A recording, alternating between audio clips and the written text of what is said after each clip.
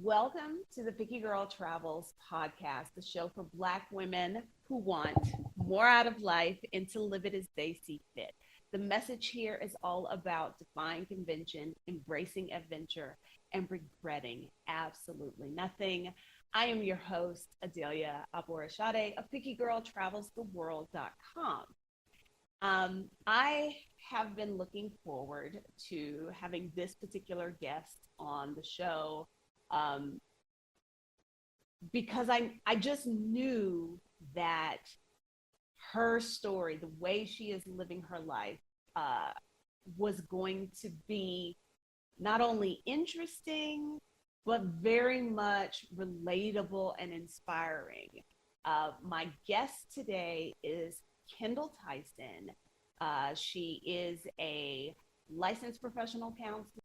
Our paths crossed initially because I was a guest on her podcast. And from that conversation, I knew that y'all would want to hear from her. Okay. Remember to do that. Okay, so Kindall C. Tyson, you are currently in Beijing, China. Yes. Yes. And okay, so let's talk about that for a second. Most of the people who listen to this podcast and watch my YouTube channel know that I had a 2-year experience in China and that it was not great. Oh, Hey, we every I'm not gonna say everything happens for a reason, but every experience we have helps contribute to the person we become. And right. maybe had I not had that time in China, I wouldn't be doing some of the things I'm doing now. So we'll leave it at that. But Okay. because you're from Houston just like I am, Yeah. you work in education just like I used to, and you have been in China for how long? I have completed my 4th year in China, so a lot longer than I anticipated. How long did you think you'd be there? Um, I was thinking maybe 3 years, 3 years, my first contract. Well, no, my first contract, 2 years. And I was just like, if I really like it, I'll do 3, pay off some debt, travel. And I will probably double that time here in Beijing. I've revamped my strategy. So, yeah, it's been extended a lot longer than I anticipated. Okay, so let's talk about that. You got a strategy. Yes, All right. yes. I know, like, I was thinking about this because I know, like, some of the work that you do is in the financial sector.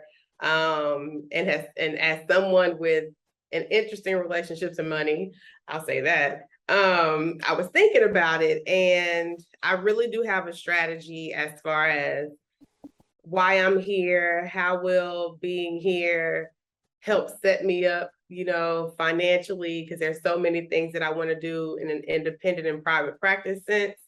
Because I have exhausted I love children, I love working with them, but I've exhausted my ability to work in the K through 12 education system. And if I continue to do that work, it'll be because I contract or I offer things from my private practice. So knowing that this is the avenue that I want to, move into more, I knew that being here, I had to be a lot more conscientious with my money, planning, and work through some money mindsets that I've struggled with before, still struggle with, work on, like, my emotional connection to money, and just do a lot of internal work. So all of that is part of the strategy that leads to me being here a little bit longer than I anticipated. You do what you have to do so you can do what you want to do. Yes, yes, I'm definitely doing that. Okay. And okay, so there's a couple of ways we can move forward here. On the one hand, you are a Black woman living in China for 4 years. had you imagined even doing that? No, like I've always, since I was younger, I've always had this desire to live abroad. I never anticipated that it would be China, like ever. Um, and so the opportunity was presented to me. I didn't go looking for it. And when the opportunity came up, I had to really reassess, like, this is a long held dream that I've had. What if this is the packaging that it comes in? And am I going to turn away from something that has been a part of, I would say, my vision board since I was able to have one and know what it means? And, just really leap on the opportunity. So yeah, China was never on my radar, like ever. But I am confident in saying that me being here has definitely been part of whatever plan the Lord has for me. And I can say that, hindsight is 2020, looking back on the growth that I've been able to make, decisions I've made, just a lot of transformation that I've undergone since I've been here. Wasn't ever my plan, but it was definitely part of the plan. I think it's very interesting what you said about you had always wanted to live abroad. You never imagined it would be China. And when presented with this opportunity, instead of being like, no, like that's not where I want to go, you took a step back and were like, maybe this, like, I don't know what it's supposed to look like. Maybe this is the entry point, and to embrace that, because China, at least to me, China's not a place that, when presented with that option, because that's how I ended up in China as well. When the opportunity basically fell into my lap, because I did not even interview, they were like, "Hey, we're gonna make you this offer." It was kind of like, well, what else I got going on? So I don't know, that strikes me that you embraced it that way, as opposed to saying, no, it doesn't look exactly as I imagined it, therefore I'm gonna pass. Yeah. So, with that, had I been in a different season of life, I probably would have made that mistake and been like, oh, this does not align with what I thought. Because it was always going to be Barcelona. And then, I've had dreams of Portugal for the last 15 years, which I'm going to make happen. But yeah, had I been in a different season of life, I may have balked at the opportunity that was presented to me. But, having done a lot of work in therapy, worked through a lot of things, which is always a continual process. And really, when the opportunity was presented to me, it came at the most opportune time. And honestly, so the way that I got this job, with my first job, was at one point I was an administrator at one of the schools that I worked at, and one of the teachers on my team, she and her husband left and moved abroad. And I was like, oh, that's amazing. I'll do that one day. Then I moved into a counseling role at a school, was there for a few years. They approached me with, we have a position open for a counselor. Can you come abroad? And I had just, I was like in the middle of my studies for licensure for my professional license. So I couldn't I couldn't leave because I hadn't attained all of my 3,000 hours to be a professional, counselor. And I was like, I can't do it right now. But thank you. Another year goes by. I'm on the tail end. I just finished. I was at a school that was one of the most challenging experiences that I'd ever encountered professionally. And I was leaving. I knew, like, this is, if I want to remain mentally well, doing well in my job, being able to be my best, having any level of psychological safety, I can't stay here. So I made the decision I was going to move to Dallas or some other city, even though I love Houston. And then she calls again and she's like, all right, are you ready now? Same school. No, same school. And my friend was like, she reached out, she was like, and she was on vacation. She was like, are you ready now? I'm here with my boss. I've been talking about you. She wants to meet you. And it's like I really had to, I heard just my mother in my ear, which I often say this, opportunities don't keep coming around for you if you keep turning them down, right? Things happen when they are meant to. And I really felt like, okay, this is supposed to happen because I'm ready to transition. I never knew where the transition was going to go. I did have a plan. So I'm holding up my end of the bargain. I'm ready, right, to make this move.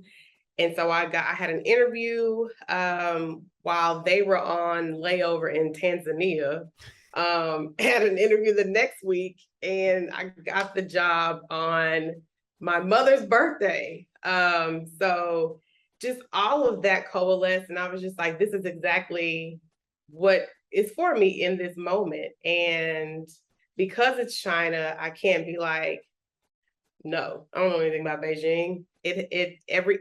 Things do not align like that if it's not for you. And so I really had to kind of, well, actually, I didn't have to do anything. I was like, I know it's for me. No. My parents were like, child, as soon as you called us and told us, we already know you can go. So, yeah. The universe tends to unfold as it should. And Yes. it just is about us recognizing this is the opportunity and being open to saying yes. Yeah. Okay. So you've been there for 4 years, and it sounds like that those 4 years, while China may not have been like, this is the place that I want to be, this is the place I would like to spend, like forever or whatever, it does sound like it helped you kind of cement what were the things that you wanted out of life and the directions you want to go. Oh my goodness, for sure. This place has been an incubator for my creativity. It has been like the catalyst for me to really believe in myself a lot more. I'm a recovering perfectionist for sure. And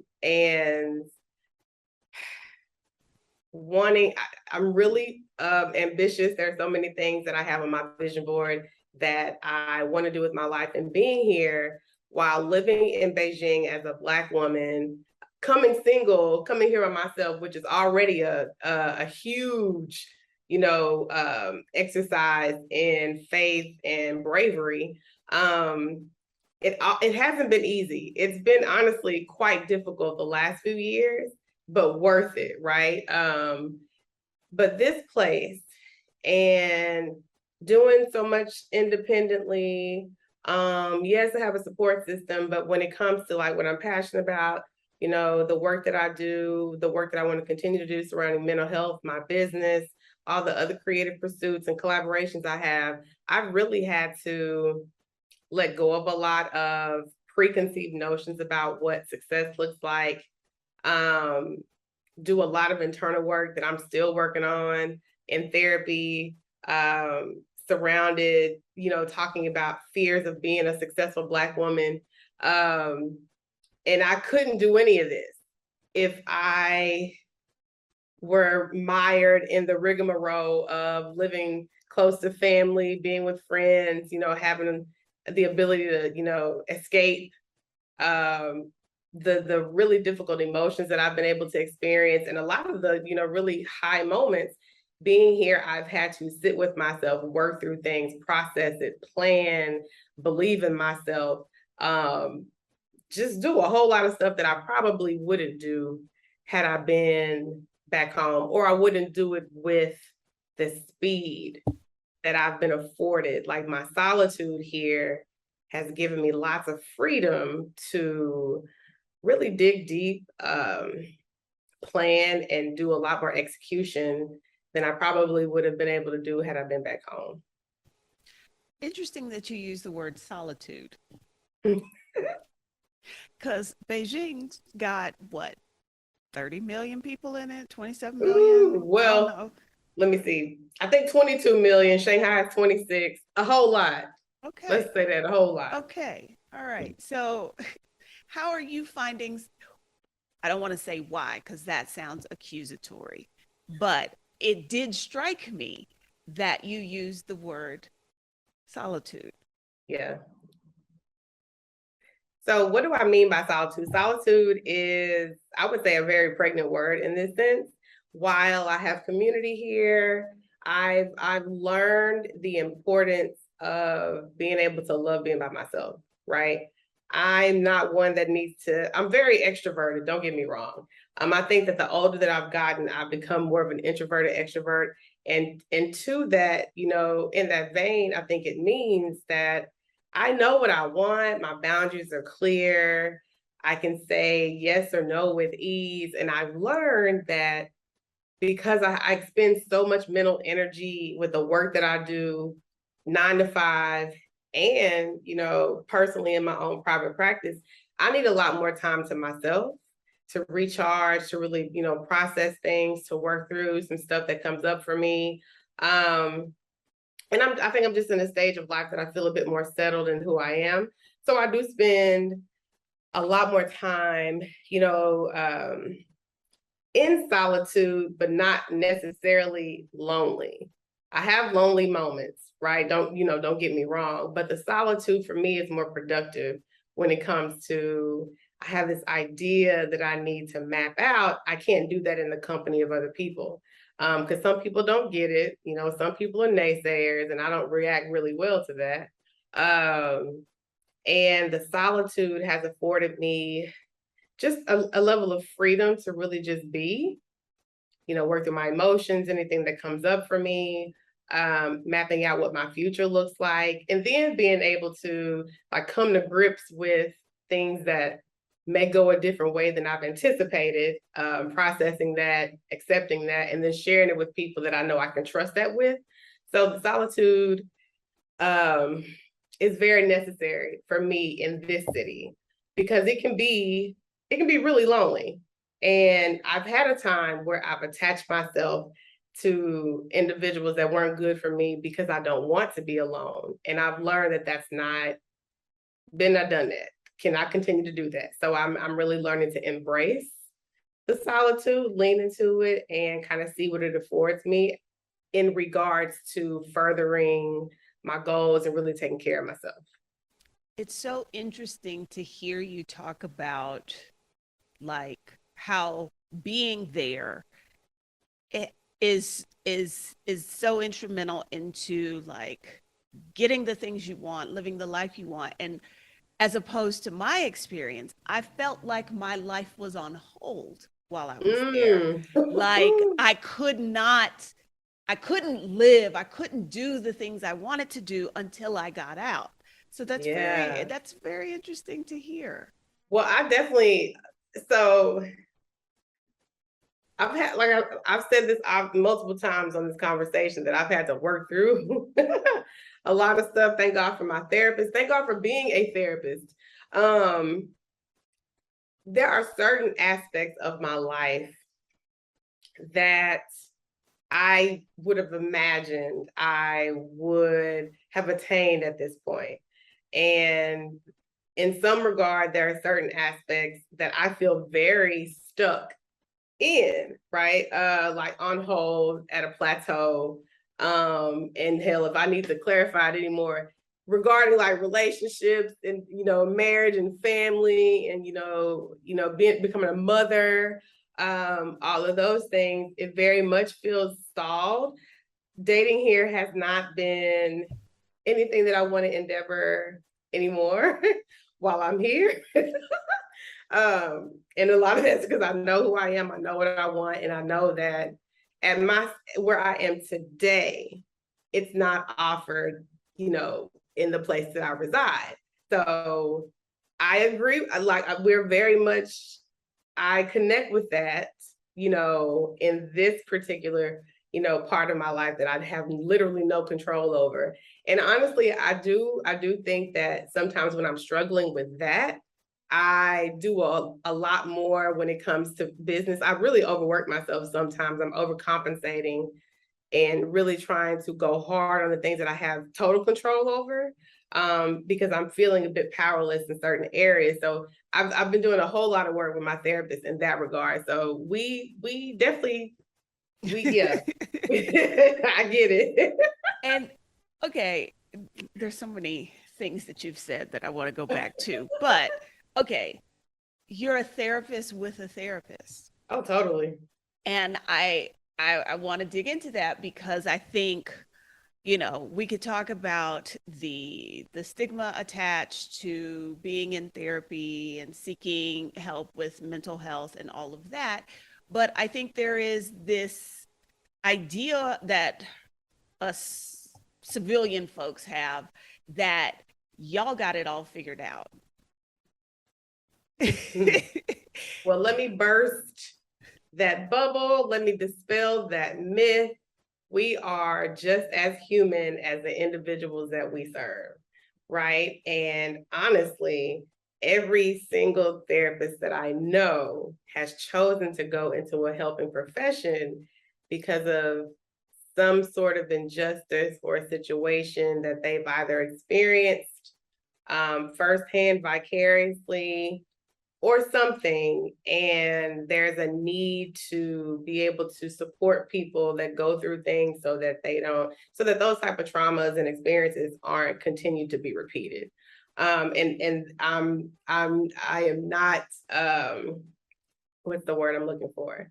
I'm in that company, right? I won't get into any of that, but yeah, a good clinician is going to have a clinician to work through anything that comes up. And that's one of the things I learned in my training programs and my, graduate studies is if there are certain things that you've experienced in life that you don't have a grip on and understanding of, being able to accept, you need to go to therapy to be able to work through that.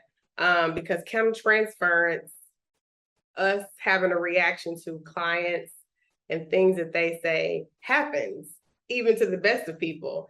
And so whatever stressors, issues, experience that we as clinicians have not been able to work through will show up in front of you. And the therapy session is not for us or about us. It is about us being our best to provide support for the client. So yeah, if you are working with a therapist that's not regularly in therapy, that's a red flag to me, because how can you not be involved in the very work that you claim to give to other people, right? I know the saving grace of therapy. I know how good therapy has been for me, and I've been in therapy for years.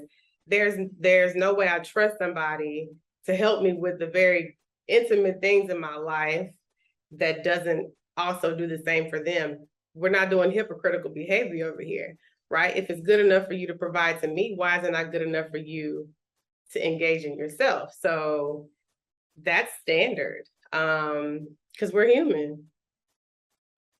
So how does, okay, because I was wondering if you were were you already in therapy or had you already seen a therapist prior to choosing to go into counseling and mental health yourself? Yes, I've been in therapy since, that was a long time ago.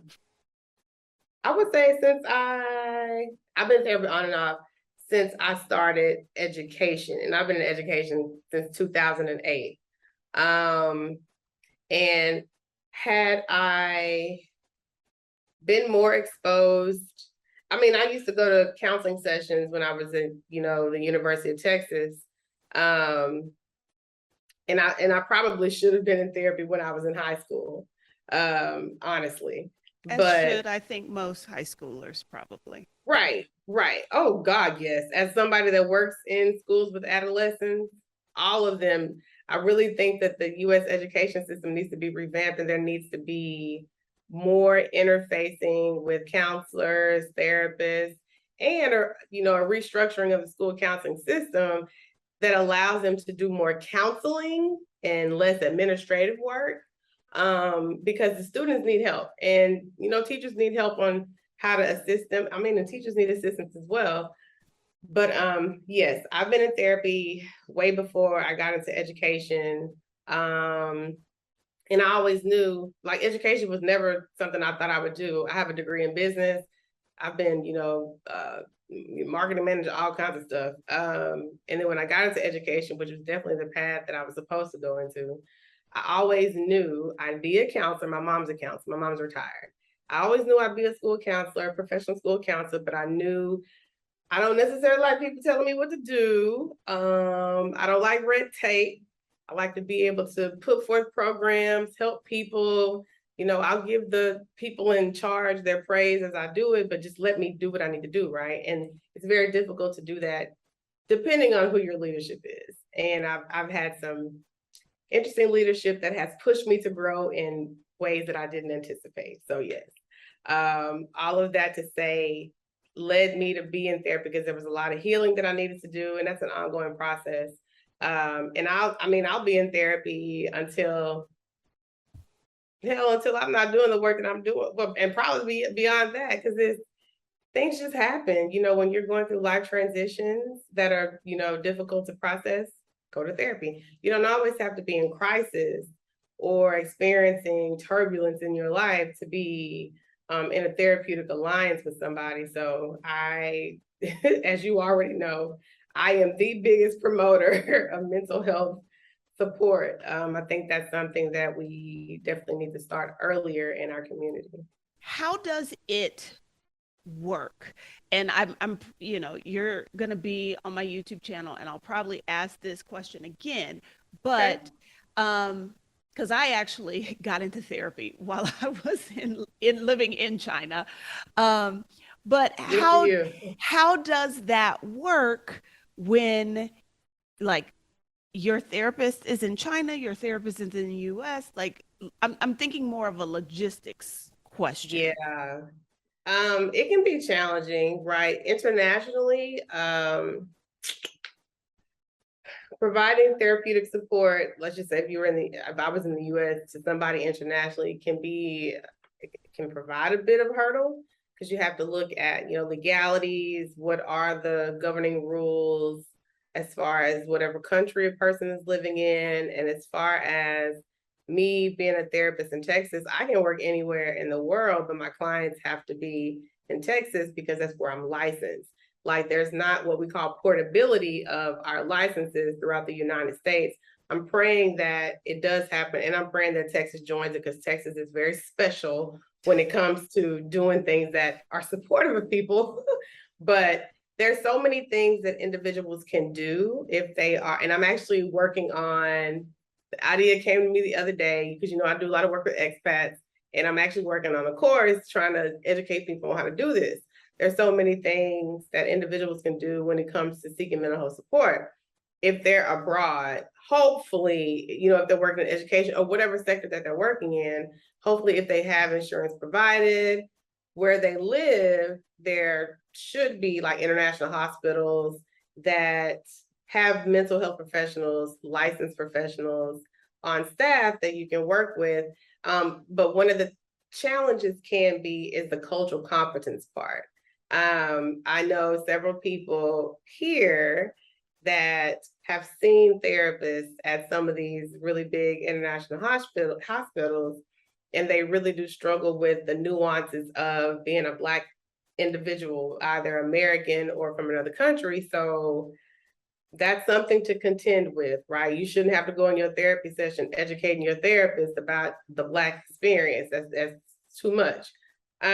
So there's that. But then you could also possibly seek out other companies like BetterHelp or Talkspace. I sometimes kind of shy away from referring people to like the big organizations because the bigger you are, sometimes it seems like the more watered down the services are. And I want everybody to get that comprehensive individualistic care, culturally competent care, but it's a resource. And so really, you may have independent providers in whatever country you live in. I'm here in Beijing.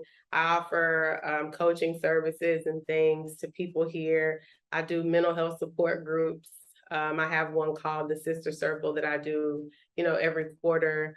Mental health brunches. So it really just depends on what your need is. like the level of severity of symptoms that you're experiencing and like the outcomes that you're seeking. And working with somebody that can either support you or help connect you to appropriate mental health support. So it's good. I know that, we do a lot of work about helping people like scout for where they want to live. So it's really important, I would add, to anybody that's doing that really good work, have a section on mental health support. What does it look like to be able to get mental health support in whatever country that you're seeking? Contact me, I can support you, trying to find that information, but that has to be a part of it, identifying the reasons that you're choosing to move to a country. What does their, mental health infrastructure look like? Because you've been in China, and I don't know how long ago it was that you were here. 2 years. But their mental health infrastructure, huh? I was gonna say 2 years last week is when I left. Oh, since you've been gone? Yeah. Okay. Oh, but then you were here when I don't do math. Yeah, no, we were there at the same time. Oh my gosh. Yeah. Well, that the mental health infrastructure, especially at that point, was 0 to none. And so it is slowly developing. But the issues aren't. The issues been here and they're exacerbated, especially with COVID. So I say all that to say, do your homework. Okay. And that was something I did want to ask you, because you talked about, so far you're 4 years there. It's been good in that you have really been able to kind of key in on what you want to do, how you want to do. You said it was like one of the most creative periods in your time, in your life. Do you think, did COVID play a role in that? Oh, totally. Okay, because that's what I'm curious about. Totally. Before COVID, entered the chat, I've always been graced with ideas. And it's funny how I get them. I'm asleep, and the Lord just downloads something to my consciousness. It's normally around 3:00, 3:45, and I just get the spark, and I have to wake up and write it down, type it in my phone. That way I don't forget, then I go back to sleep. That's smart, because I never do that. And then I wake goodness. up knowing I had an idea, but I cannot remember to save my life. So that's very smart. I learned to do that because it kept happening. I'm like, okay, it keeps happening. I need to pay attention. So that was pre-COVID. I would say when COVID hit, I was stranded in the US and dealing with the worst anxiety that I've experienced in the last, I would say, 5 years. Because I have asthma, so I already have respiratory issues, and I live in Huntsville. My parents are in Huntsville, Trump country. Ain't nobody, precautions, caring about other people, okay? So I just had a heightened level of anxiety and frustration. And I was talking to one of my friends, Mona Lisa, she's a therapist as well, has a great practice in Houston. And she was like, girl, this is an opportunity for you to, really be supporting people. It doesn't have to look a certain way, right? You obviously have all the nuts and bolts of that. But I was expecting, I needed to look a certain way for me to feel official. And I'm having such anxiety. How am I going to help anybody else? So I'm working on that in therapy as well, too, right? But I was like, I feel better when I'm able to channel all of this energy surging within me into something productive. So that's when I started to offer more therapeutic services to people. I did workshops. I did a lot of stuff, during COVID, because it was just like, okay, so what do the people need? What do I have the expertise to provide? How can I offer support? And so the ideas just started flowing.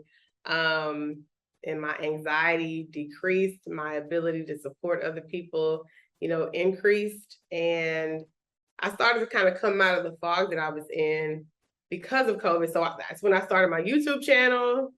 I love kids, right? Especially my nieces. I love reading. I'm a former English teacher, so I bought a ton of kids' books.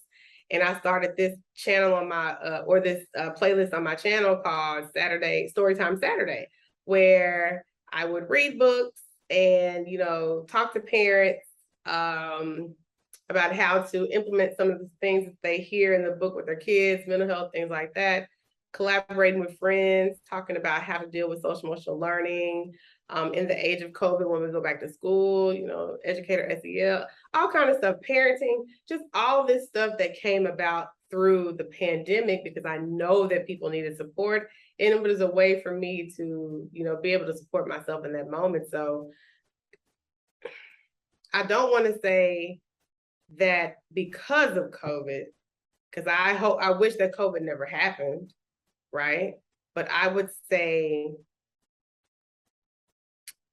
I allowed myself to be open to opportunity through the stillness that COVID provided, like the forced stillness for somebody that is so used to being productive was difficult. So I had to figure out a way to kind of finagle, how do I do this, and help other people in the process.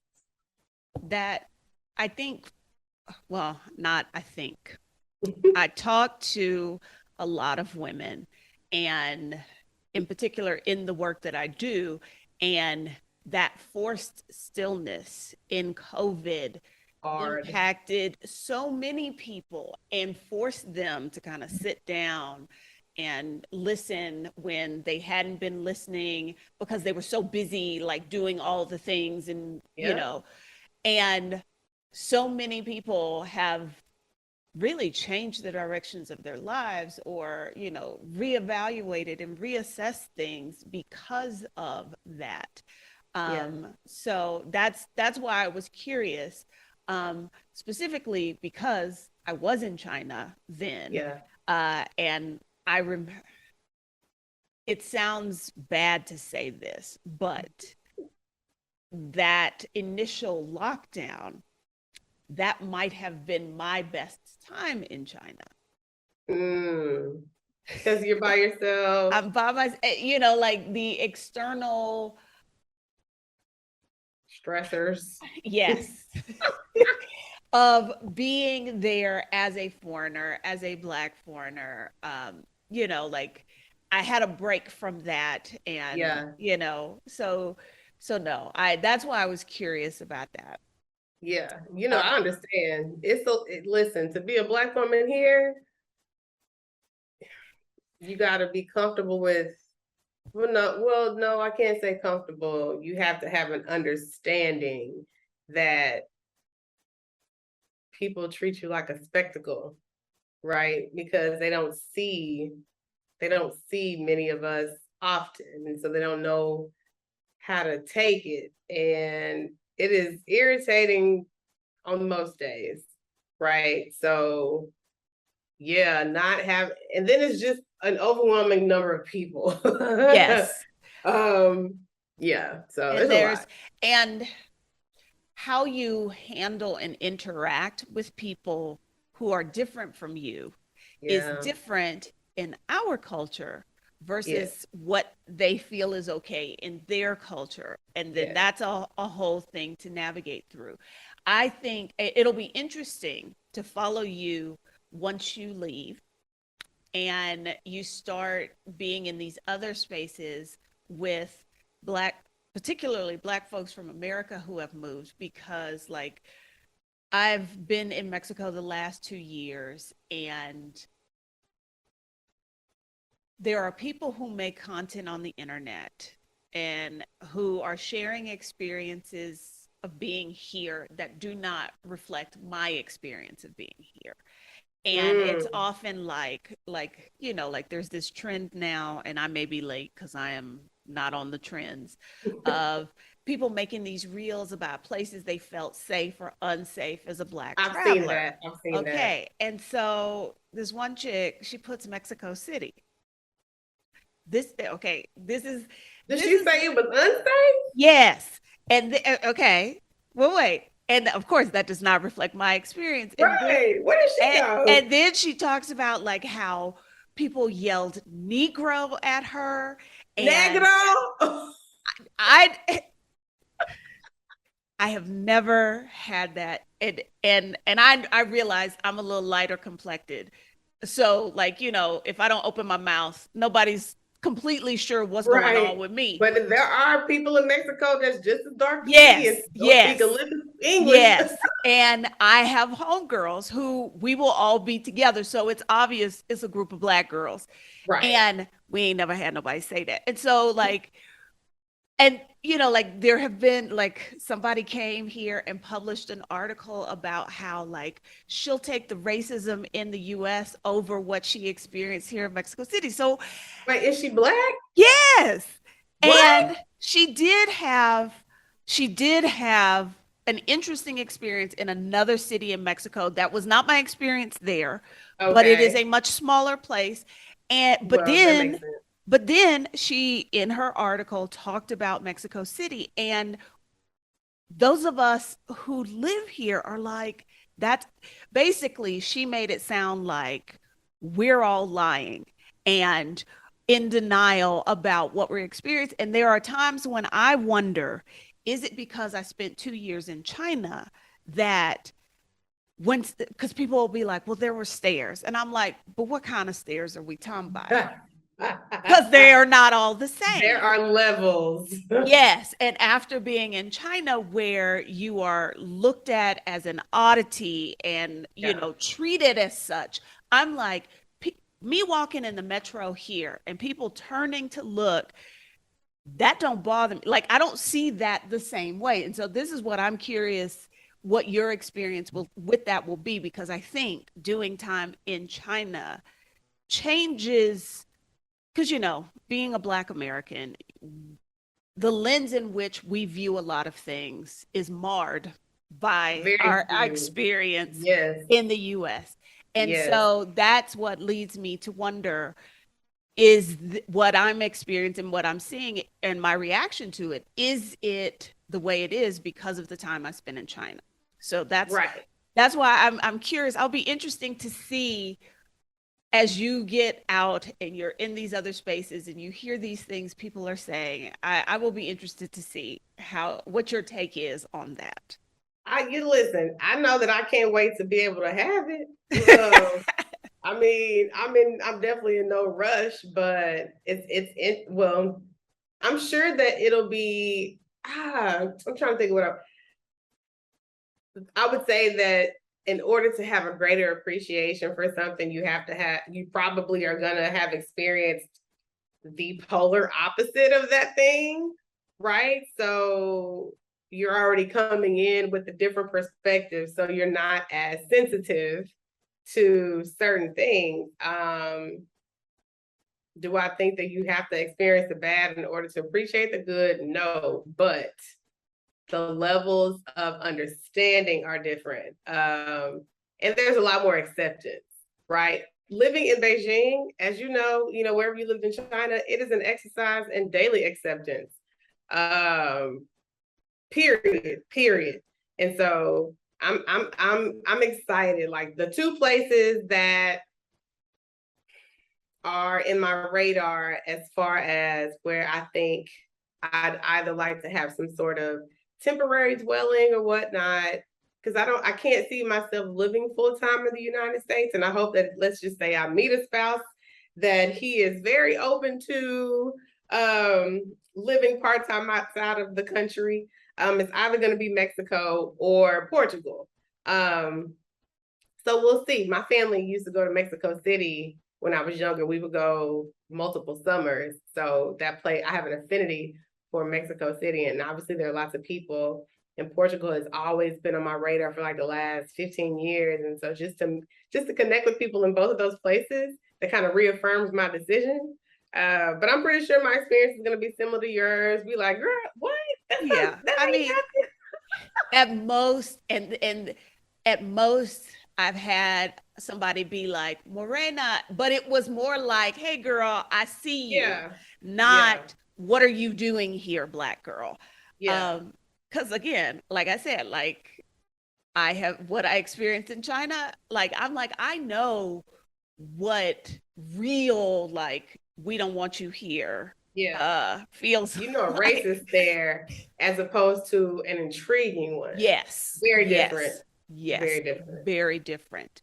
I'm glad you brought up a potential spouse in that, because that was something else I wanted to talk about. Because, okay, my podcast, one of the big things about this show is we focus on living life on your terms and living the life that you want. And for a lot of Black women who listen to this podcast, having a partner, being partnered, being married, being a mother is important to them. Now, I don't know how old you are. I know you are younger than me, but there is this, I'm not going to say what I'm learning. What I'm hearing from a lot of women is this feeling like I don't have those things at this point in my life. And everything I've been told me I was supposed to have those things at this point in my life. I was supposed to have them in this order. And here you are, you then went and moved to this country where those things are probably not going to happen for you there. Yeah. So I guess I'm curious as to how you feel about that. How are you navigating that? Like, how does that impact or make you feel about the choice that you made to go and take this job and this opportunity? That's a really good question. And this is going to be an exercise in transparency and minimal self-disclosure for me. It was I moved here when I was 36. I'm 40. I turned 40 last September.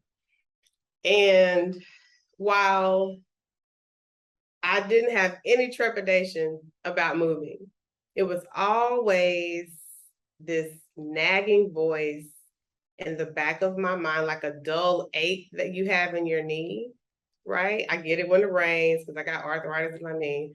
But there was always this little voice, but what if, right? What if you do this thing that you wanted to do since you were young and it stops you from meeting the spouse that's meant for you, becoming a mother? What if you pursuing a lifelong dream gets in the way or impacts your ability to do something that has, one, you've been socialized to believe to be a good Black successful woman, you got to have this ticked off. And if you don't, then the world sees you as, disposable or unimportant, which I often do feel still, honestly. I cannot say that I've come to terms with it because I've dated people here, lots of learning experiences, and really understanding like the culture of relationships here. It seems from my vantage point quite easy for other women to meet spouses and become partnered and move further in life in that regard than it is for Black women. I'll be honest, Beijing is very anti-Black, and being educated, very independent, outspoken, Black woman that looks like she has it all together, if only they knew. Those are unstated or intangible barriers that can make it difficult when it comes to meeting individuals that don't have American values because they're not American, right? They have traditional values from whatever country that they're from. And, I'm not one that limits myself to dating only one race of individual. That's just not something I ascribe to. I'm open to dating races, different races, ethnicities, whatever. But I will say that it is continual work that I have to do to silence that voice. Because, at certain moments it gets really loud and I feel really stuck. And I worry, right? And I get nervous. And I would even say I block my own success. This is something that I've honestly been working on in therapy, and I'm being hella honest right now, is I've had this thought at one point that if I keep going in the direction that I'm going, because I'm successful, and I got to remind myself of that every day. But the level of success that I know I can attain, I've gotten in my way. Like procrastination has been really hard. I've been having a lot of self-doubt because then I don't want to become the statistic of this uber successful Black woman that's alone.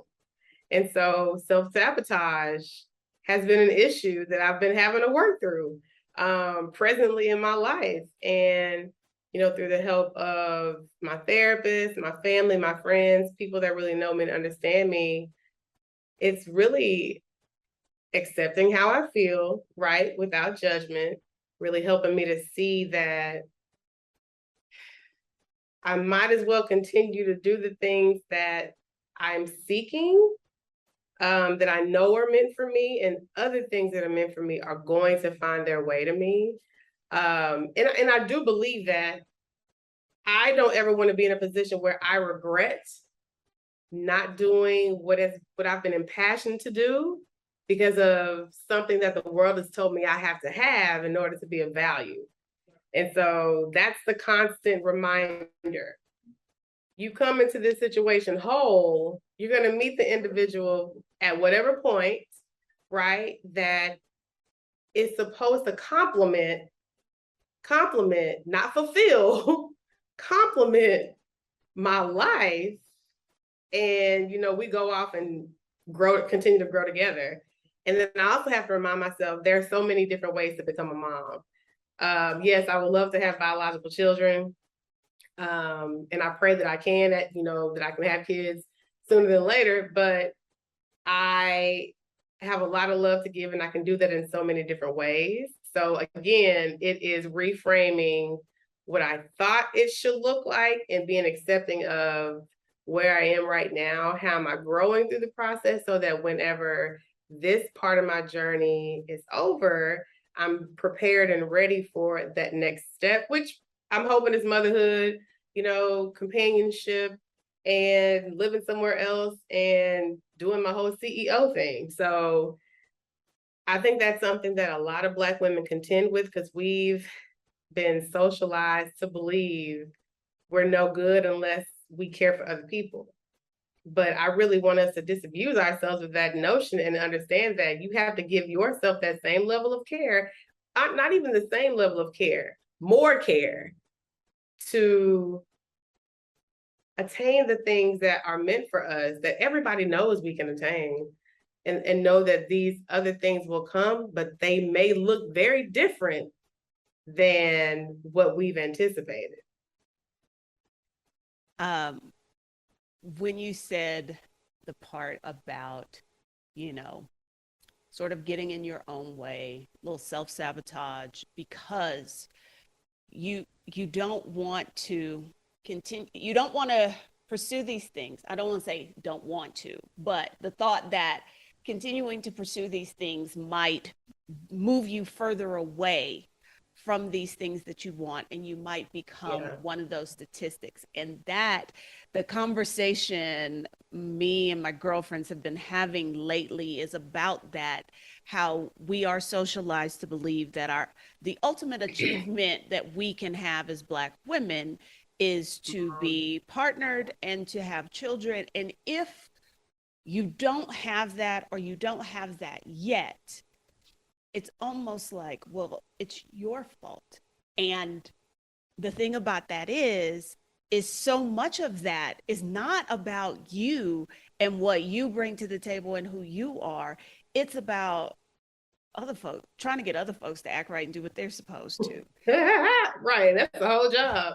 Yeah. So, I always come back to when, as a woman, you do something or you say something that makes a man feel some kind of way. The immediate insult, the immediate comeback is, well, that's why you gonna be alone. And that's why you ain't got no man. And I'm like, that they feel that that's the insult. Like, that whole thing bothers me.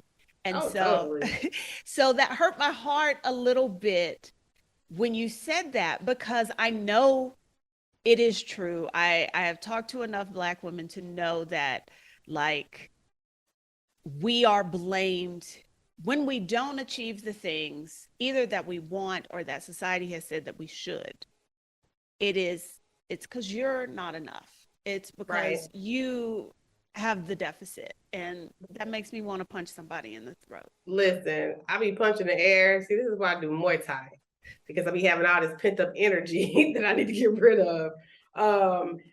Yes, I have been called out my name more times than I can count, and not from girlfriends in the friendly sense or the loving sense, right? But from insecure individuals that I am just uninterested in, right?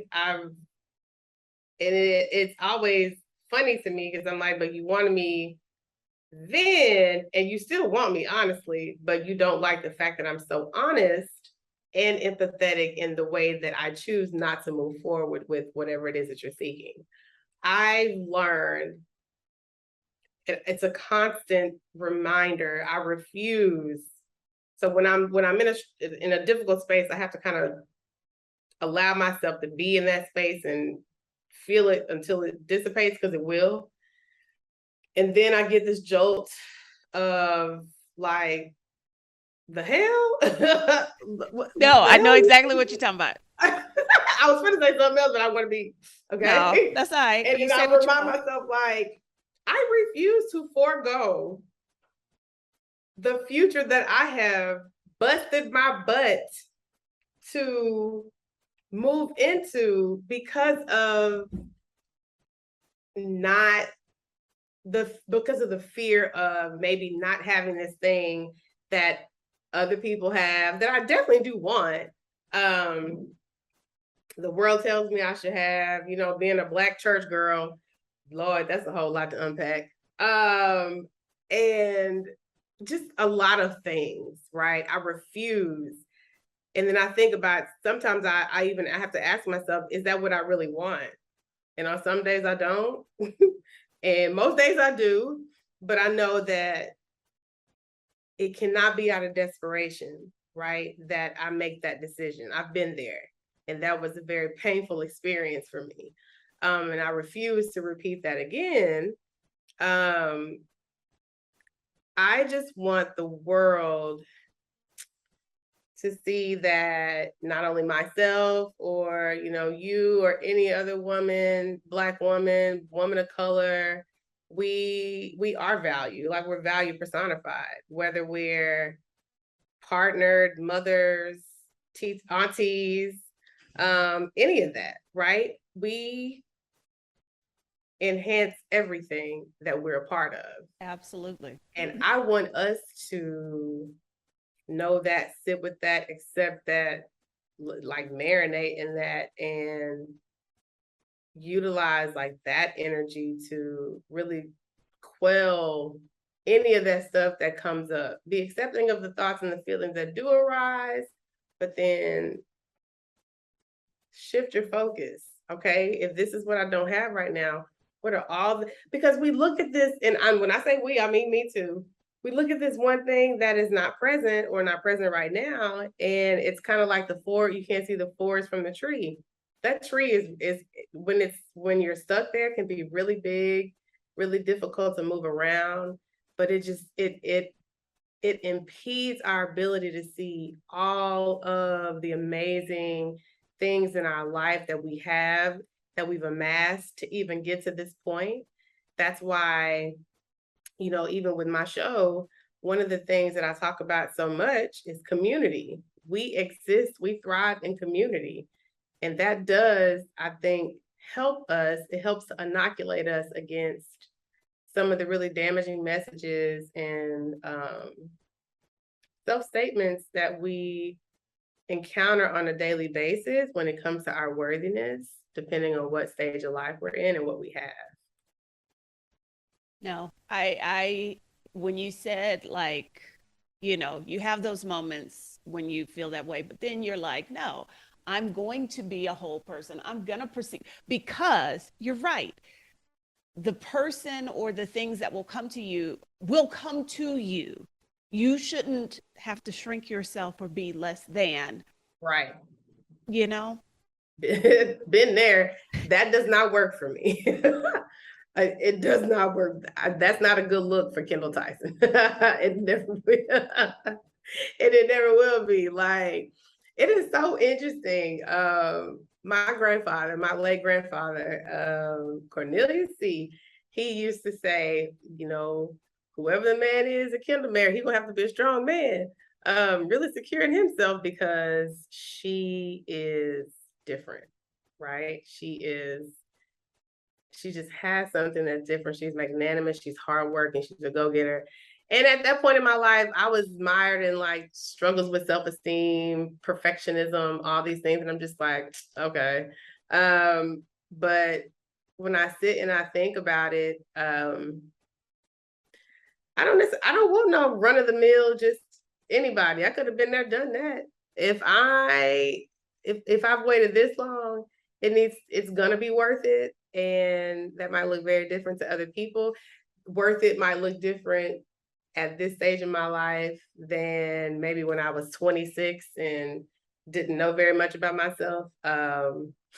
So I don't know. I think it's a continual exercise in growth and acceptance and just reclaiming my own power and understanding of who I am at this moment is everything that I need. And whatever is for me, whomever is meant to enter my life, friendship wise, you know, romantic wise, it'll happen when it's supposed to. And that is something that I have to pray about, especially on my difficult days. And then just find positive ways in which to channel my energy. I love that. I love that. Before I let you go, I do want to talk about the podcast because I am curious about like how you arrived there to create Well, that was another one of those 3:15 in the morning type of ideas. And I was really kind of deep in, no, I was back here. I was back here in the US. No, in China. Oh Lord, I don't know where I am. In China.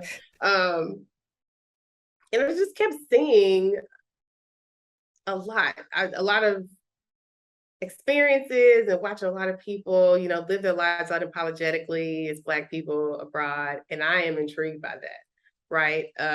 And because I am a clinician, everything that I do is going to have a thread of mental health because I know, you know, how difficult it is in our community to have these conversations. I know that stigma is deadly in our community as in other communities. And I wanted to find a way to merge the two. So I was looking for a way to be able to highlight people's lived experiences, you know, speak about their experience with mental health, how being an expat really impacts their mental health, because a lot of people that I meet and interview talk about how once they left, most of them in the United States, things really shifted for them. And I find that to be very interesting, right? That you find more psychological safety and solace and mental security outside of your home country. And I wanted to explore that. And I know, again, that community is baked into our DNA. And so most, if not all, of the people that I've interviewed, yourself included, we have a lot to give back to the world, and we have been able to form like this web of connection that helps us to thrive. We help pull other people kind of into a different part of their destiny. And I was just like, all right, this is what I need to do. And the way that I decided to do it, I started planning and everything in January of 2022. And I was like, I'm going to time my seasons Black History Month is when I started. And July is when my second season started, which is Minority Mental Health Awareness Month. So it's all about what is the role that I can play in helping to break the stigma surrounding mental health. How do I, expose the world to Black expats, nomads, study abroad students, because we're everywhere. And a lot of us are living well outside of our home country, in these countries that we've adopted, that have adopted us, honestly. And I really wanted to do my part to showcase that to individuals that have no clue, because there's so many other people that can live this life, but they don't have the exposure, they don't have the information, they don't know how, they don't think that they can. And I think that is part of my ministry on this earth, is doing that work. So that's kind of a long-winded way to really just talk about. I love the show that I'm doing. I'm so happy that you were a guest. Very impactful episode. I love talking about mental health. I love when people can just be transparent and talk about their story, and chart a new path.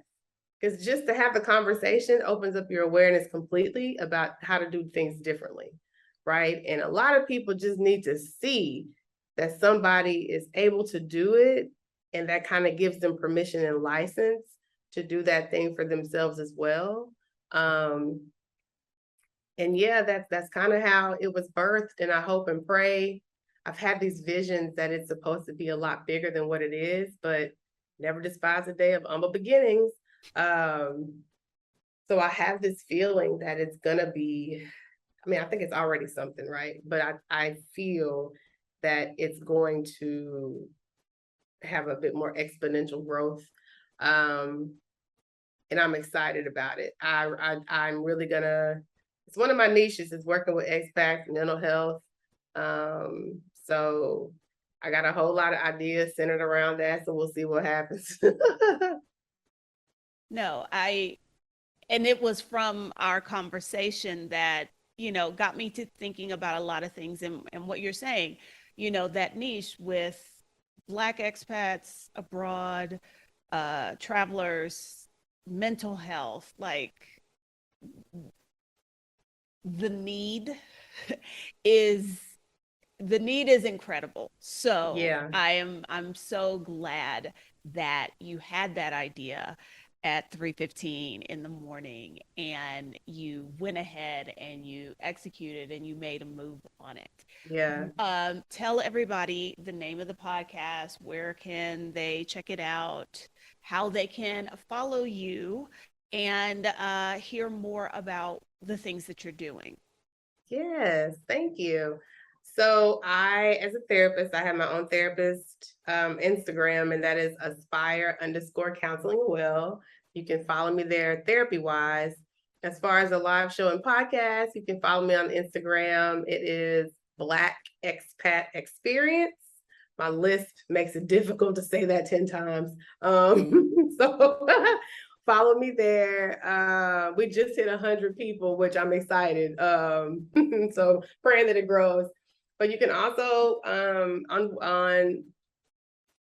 YouTube, go to my YouTube channel, which is Aspire Counseling and Wellness Center.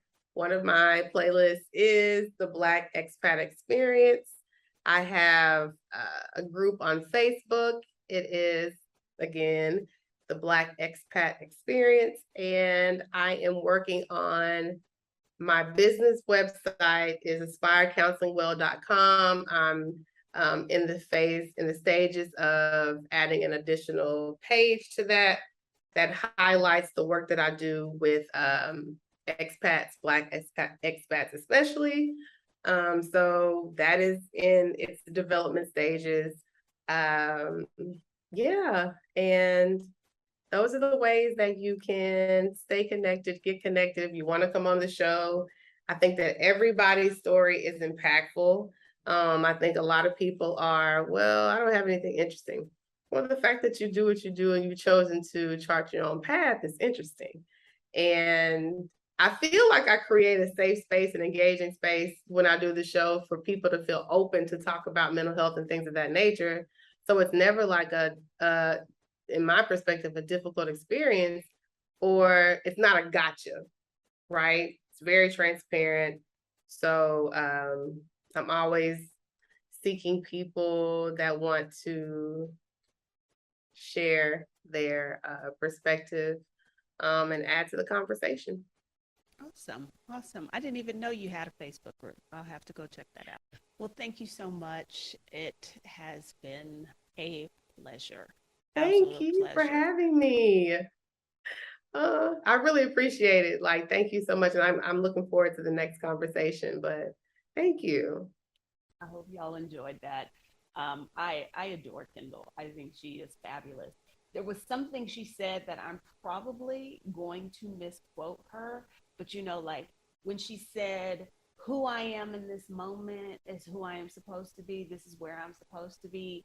I felt that. And I think that is something important for us all to remember, that don't get so caught up in, I know what I want my life to be, and I can't wait to get there to move forward. Like we need to remember to be present in the moment so that we can learn the lessons and experience the things we're supposed to experience in every part of our life. So even if where we are right now in the journey is not at the destination where we hope to be, we still need to soak in this part, this moment, so that we can learn what we're supposed to learn and experience every piece of it. Don't get so caught up in, oh, but next year, next month. Right now is important too. Thank you guys for watching and listening. Your continued support has been incredible.